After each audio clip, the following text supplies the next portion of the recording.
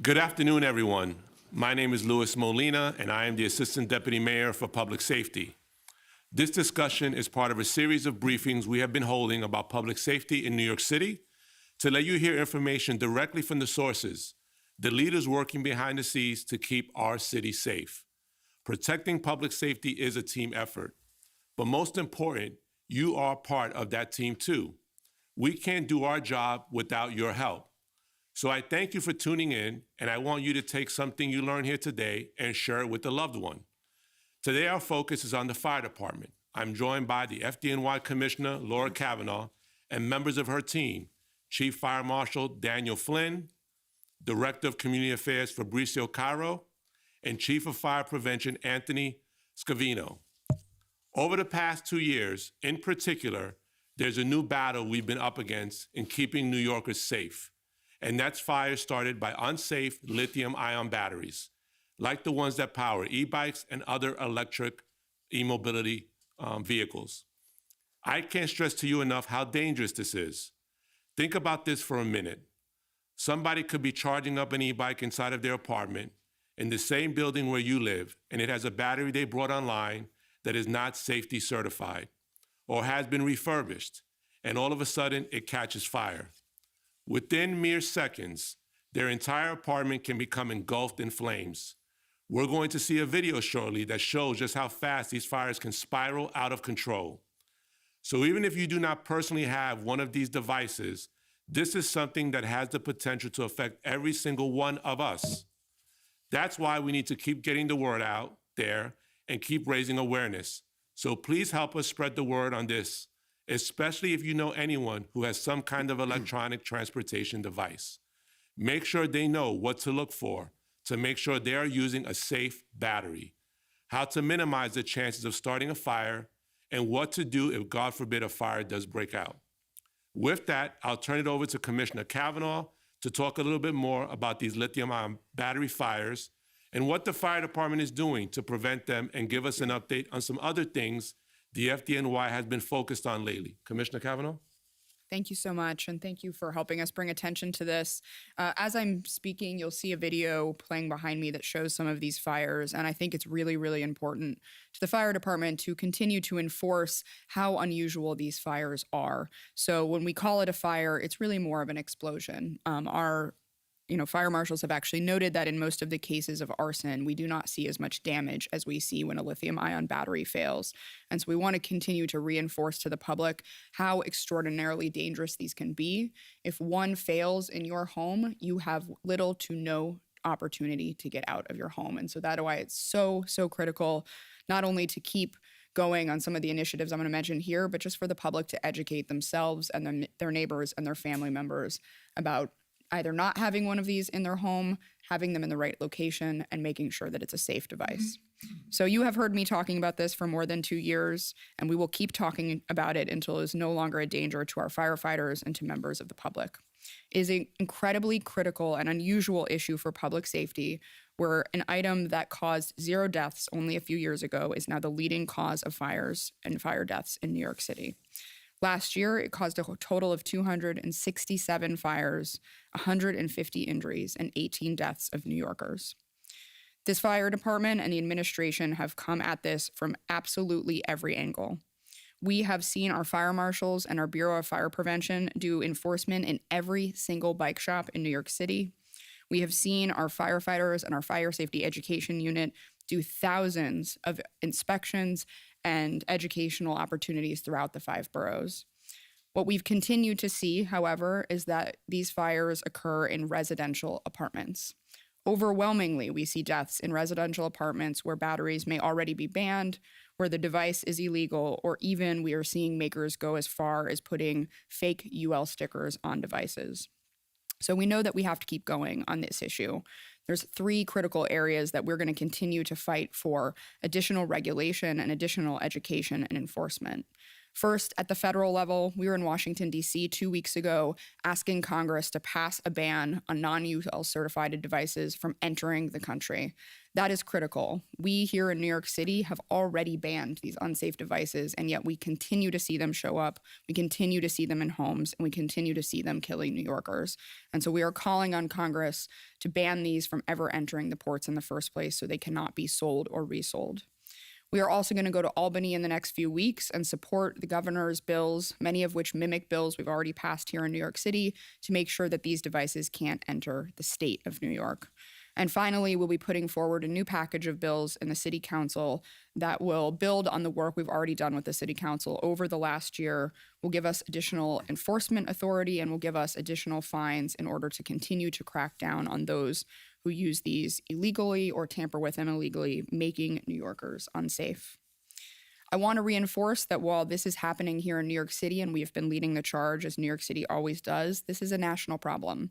We have seen in every single district that we lobbied in Congress that they had a fatal bike fire of some type or some other consumer device involving a lithium-ion battery. So we are determined to lead the country on this issue. Make sure that any device that you have in your home, whether an e-bike or something else powered by a lithium-ion battery, is safe, and you can guarantee that you and your family are safe when you buy something from a store or from an online retailer.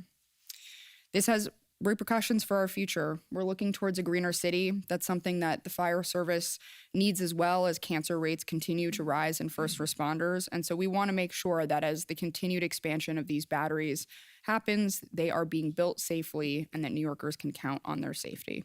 It is really only a matter of time until we might be living in a world where you're on a fully electrified block with a home that contains dozens of consumer devices with these batteries, an electric-powered car, and an energy storage system in your basement. That is why we will keep talking about this issue until we know that it is safe, and why we will continue to insist that first responders and public safety be at the table whenever we are developing new technologies. That is why we are so thrilled about the mayor's announcement in the state of the city to put together a new agency that would govern all types of new mobility technologies. That will ensure not only that we can find and trace the source of many of these dangerous devices, that we can hold those online retailers, the apps that are online, and users of bikes to hold it, having a safe device, but it also means that the next device, the next e-bike, can be regulated before it causes this type of damage in people's homes. Technology is our future, and as a public safety agency, we are determined to use it safely. On that note, one other thing I wanted to mention today is another way that we are trying to use new technology in order to make New Yorkers safer, and that is announcing a partnership that we have with NYU that will allow us to use AI to predict traffic patterns with the end goal of making responses to emergencies shorter by understanding our streetscape, our traffic patterns, and how we can get our fire trucks and our ambulances from their stations to your home faster in the middle of an emergency. We are looking to the public to help us continue announcing these efforts, and we will be working with our city, state, and federal legislative partners to continue advocating and lobbying to pass these critical changes. Thank you, Lou. Okay, thank you. So with that, I'll open up to questions. So on response times, you mentioned using AI. On the latest, the preliminary mayor's management report, it showed that response times have risen somewhat. Is that kind of the primary way you're going to try to address that? And what do you attribute the kind of the high response times? And could you just tell us a bit more about how that would work with using AI for that purpose? Yeah, so there's a couple reasons for rising response times. The primary one is traffic, and so that's why we believe AI can be so powerful. But the other one is rising call volume. So there are just more people calling 911, especially for medical emergencies. Year over year, medical emergency calls go up. So EMS continues to be busier. But when it comes to traffic, understanding not only that traffic is growing, but where and why, right? And in what neighborhoods, and being able to predict even how to place our resources based on those traffic patterns is really critical. We can't control traffic, of course, but we can weigh in on where our resources are. And if we can predict where traffic is going to be the most difficult, we can not only place different resources there, but even alternative sorts of resources that you've seen in places like Times Square that already have issues with getting around. You've seen these mini ambulances, I think, that we have out there. So really understanding not only how much worse will traffic get, where will traffic build, but particularly how we can redeploy our resources based on predicting that rather than waiting for it to happen is really critical for trying to reduce those response times, even with growing traffic and growing call volume. How far along are you with that effort to kind of implement using AI to do that? So that partnership is new. We have been doing this for a while internally. It's really a matter of, the AI space is one that, we just don't have experts internally that can go to that next level. Also, by partnering with NYU, we get access to some data sets that private companies have, like Waze. So we've already done a bit of this modeling and have been doing it for years. It's already a daily practice for us to redeploy resources based on existing traffic patterns, but this will give us something starting now, and we expect to have results within the next year that we haven't had before. That's mostly about predictive analytics and AI. Hi, Commissioner. The mayor had announced a new agency potentially to form to basically deal with the lithium-ion batteries. Seems like the FDNY has really taken point on this. How, and if there are any conversations been had of how maybe people in the FDNY would fold into this, or how maybe would fall under the FDNY, what conversations about this new agency does the FDNY have? Yeah, we've been in part of this conversation from the beginning for exactly the reason you mentioned, which is that we do feel that it will play a major role in actually reducing these fires, even just in the existing e-bikes, putting aside any new technology for a second, because as you've seen if you were watching the video, these bikes are so heavily damaged after a fire that it is often nearly impossible to trace their origin, right? So one of the best ways to try to prevent these illegal bikes is to hold people accountable. So whether it's the producer, the importer, the seller, or even an app company that may have a number of these bikes being used by their contractors or employers, being able to trace that and hold those people accountable is essential. And it's very, very hard to do that right now. The origin of these bikes is often unknown. Where they might be being tampered with or worked on is also often unknown. These are often, illegal shops that we have to come across. So an agency that requires some amount of traceability just through licensing will be a huge boon for us. We'll be able to turn to our fire marshals and say, we know that bike company X is the cause of most of these fires, right? Or producer X or company X.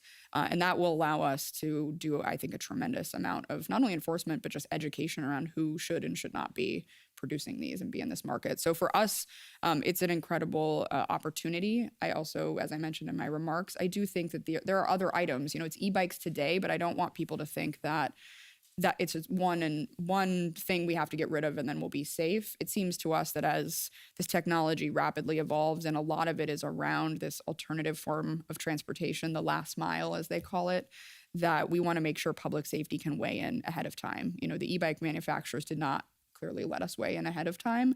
It's our goal going forward that we be on the front end of that conversation. I think that agency will allow for it. Hi, yes. In relation to the city council bills that were recently introduced, how involved is the FDNY in those bills, those talks, so that those bills are successful and something that the fire department actually wants in the end? Very. So a few of the things that we're going to be putting forward and that you've seen with the city council are bills that are reintroduced that we supported in the last session but then didn't get passed. Some are amendments to existing bills. So for example, one amendment that we're making would extend authority for enforcement to not only be the Department of Consumer Affairs, but also our FDNY marshals and fire prevention unit. And then some of the bills, we're going to look at new mechanisms for enforcement. So new ways to figure out, even in the spaces where we've already banned these, but people are sort of doing it anyways. They're either selling the bikes anyways, repairing them or tampering with them, or they're having them in their homes when they're not supposed to. We're going to look at new ways to enforce against that, whether it's new mechanisms for liability or whether it's increasing some of the fines and enforcement. And a lot of that or all of that is based on our data from the last year, right? So most of these bills have been in effect for about 6 months to a year. We did an analysis at the end of the year of where they worked and where we thought we needed more authority. And we're going to be making some amendments based on what we found.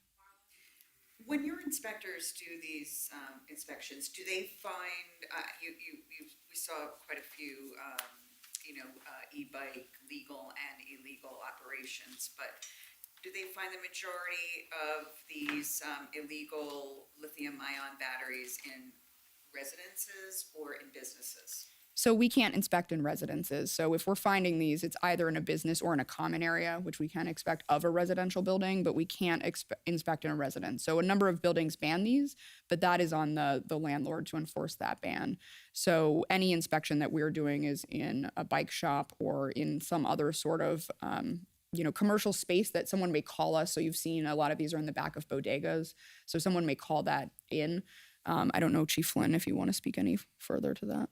Yeah, we're seeing them a lot in the commercial establishments, and this is a all of government approach. We are working hand in hand with DCWP, NYPD. We're going out doing joint enforcement, but we need the public's help as well. So we would encourage the public, if you do see a situation that you feel is unsafe, call 311, and we pledge that we will get out there within 12 hours to inspect that location. But we believe that we've inspected every location, commercial location within the city for these dangerous devices. Many violations have been written. We've conducted over 500 of these last year. But we need your help. These things pop up every day, and when we're made aware of them, we'll get out there in 12 hours to inspect them. I don't know if you gave the statistic for this year. We're a month into the new year. How many fires related to lithium-ion batteries this year? I didn't, Chief Flynn. So far, we've had 18. We've had 18 this time last year. We were at 15. So we're seeing a little uptick from this time last year. No fatalities, thankfully. Last year, we had 18 fire fatalities related to these devices. Thanks, guys. We're not taking any off topic, but thank you. Thanks, guys.